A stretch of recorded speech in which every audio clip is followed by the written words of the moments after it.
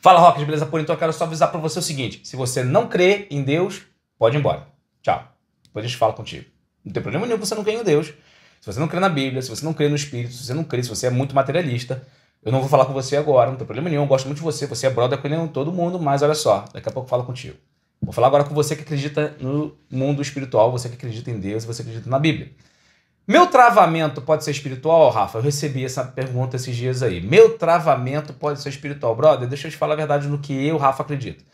Eu acredito que o travamento do Brasil é espiritual. Tá? Não existe números tão alarmantes quanto os do Brasil. Tá? Nós estamos atrás de países como Venezuela e México no quesito de proficiência no inglês. É um absurdo um negócio desse. Não faz sentido. Entendeu? A maior favela do mundo é no México e o México fala mais inglês do que a gente. Não estou falando que o México é pior do que a gente, não. Só estou te dizendo que as condições de vida do povo mexicano às vezes são muito piores do que as nossas e o povo lá está falando. Eu não vou nem mencionar Venezuela, tá? Não vou nem mencionar Venezuela. Cara, presta atenção. Por que o brasileiro, então, é tão travado na língua inglesa? Sim, existe toda uma teoria de conspiração pelo qual conseguiram travar a maioria do povo brasileiro em relação a línguas, assim como fizeram com o país da China, com a nação chinesa. Sim, eu sei, já estudei a respeito, já falei a respeito.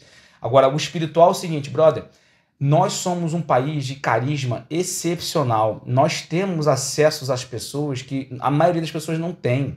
Não é todo presidente, por exemplo, que tem... Não estou falando bem do presidente não, mas só estou te dizendo que não é todo presidente, por exemplo, que tem uma parceria tão forte, nem desde a época do Fernando Henrique Cardoso, com presidentes estrangeiros, cara. No caso, o americano em si, né? Outra coisa que eu quero te falar... Não estou falando bem do Bolsonaro, não. O que eu estou querendo dizer para você é o seguinte, cara. Existe um bloqueio espiritual aí. Existe um bloqueio que quer impedir a nossa comunicação com o mundo. Porque quando nós pudermos nos comunicar de verdade com o mundo e mostrar a nossa real identidade. Brother, não é samba, é carnaval, cervejinha, bunda.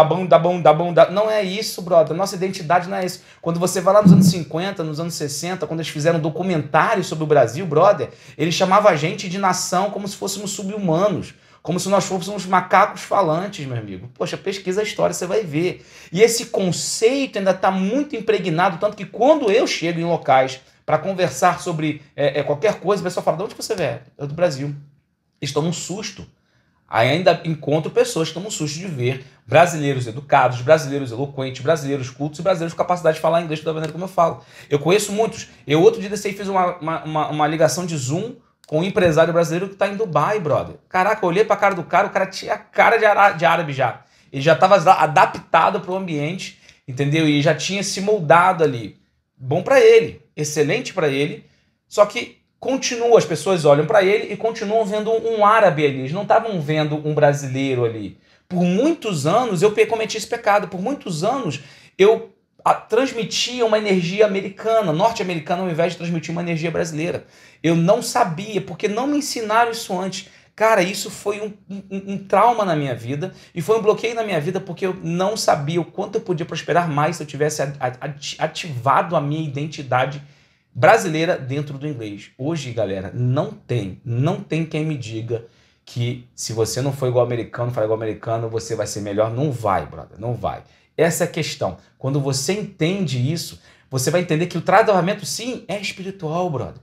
Existe alguma coisa travando a gente, então o que eu peço para você? Não é para você orar, essas coisas, não estou falando para você mudar de religião, aceitar a Cristo nesse momento, não.